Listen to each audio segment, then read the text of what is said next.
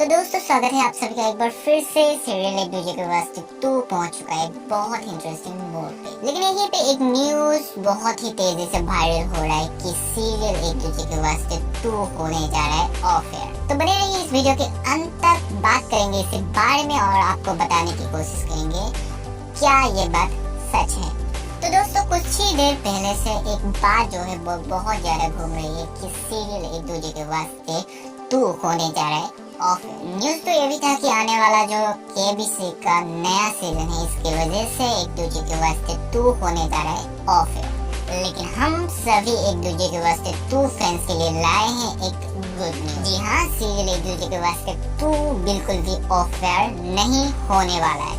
Makers का ये कहना है कि उन्होंने इस शो से जुड़ी हुई कुछ मेजर चेंजेस किए हैं जिसके वजह से 7 इयर्स का जो लीक है वो बहुत जल्दी आ रहा है। लेकिन उन्होंने इस बात की कंफर्मेशन दे दी है कि ये शो बिल्कुल भी ऑफ एयर होने वाला नहीं है। सोशल प्लेटफॉर्म पर मेकर्स ऑफिशियल इस बात की कंफर्मेशन देती है। जी हाँ, मेकर्स का ये कहना है कि one more addition to the series of our previous tweets, the wrath in our story of moving towards lit is not because the show is going off air. Some major changes to come, but we repeat, the show is not going to off air.